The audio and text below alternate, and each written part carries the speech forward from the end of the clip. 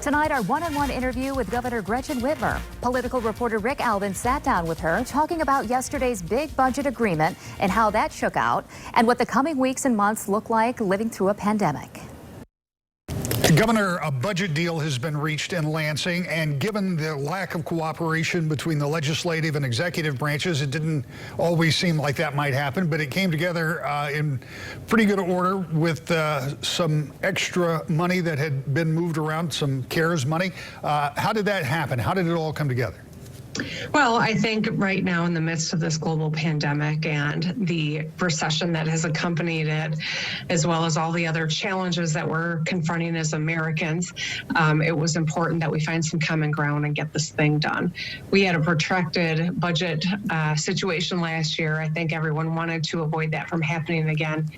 Early on, we thought we would have a $3 billion hole in our budget, but because Michigan really has had quite an economic comeback from where we were just 4 months ago, that issue of having a $3 billion hole turned into a $1 billion hole. And while that's still not easy, it's a lot more manageable, and we were able to work together to meet our needs. Now, we still have ongoing greater needs that we're going to have to address, but I'm glad that we could find some bipartisanship here in an incredibly partisan moment so that we could get this done. At a time of a pandemic, we have been under emergency orders. The state has been in a state of emergency since back in March. We're going back to school. We're starting to play sports. Some schools are opening and then reclosing. What is your best take about how long we will continue to live under the executive orders, the emergency orders, and stay in a state of emergency? I appreciate the question, Rick. I think that there's a couple of points that are really important. First and foremost, Michigan's not alone in this. 50 states, all 50 states, are in some form of a state of emergency. Our federal government has declared a state of emergency.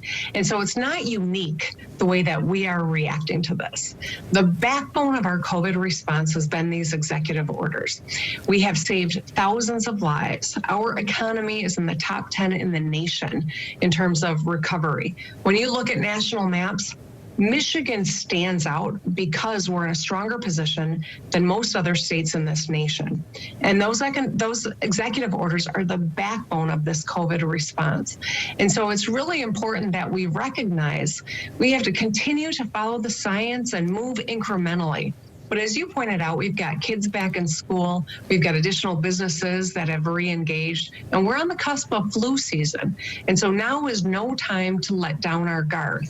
We think that it's a matter of months, but of course, the advancement of vaccines and therapeutics are going to have an impact on how long this goes, but we're feeling much more confident that that is on the horizon, and I think that's something everyone should recognize. This will not last forever. We're probably a matter of months.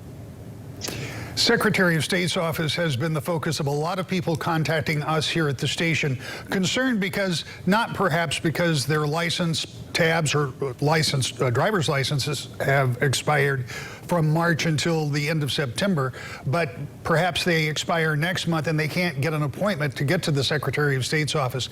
Is there any chance that any of those deadlines will be expanded and give people a little more time to get caught up because they are having trouble getting into the Secretary of State? Well, we're continuing to look at remedies, and certainly I think the best case scenario would be mutual remedy with the legislature, but we want to make sure that people who are trying to stay in compliance don't pay a price for not being when they can't complete something. Now, I'm glad you raised the Secretary of State, because I do think it's important on this day to recognize you can now go in person and vote starting today, Thursday, the 24th, and it's really important that people do get their vote taken care of. We're still in the middle of a global pandemic. We've got certain tools to keep us safe and to permit us to be able to get that vote in. But the earlier you do it, the better. We want to avoid a rush of in-person and voting on the 3rd. And so if you can go in person, you can do it now, or you can go online and order your ballot and drop it off or put it in the mail, so long as you've got a couple of weeks lag time so it gets there on time. And finally, a police issue. Here in Kent County, the Sheriff's Department is talking about body cams for all of their deputies. Has there been any conversation on the state level about getting body cams for the state police?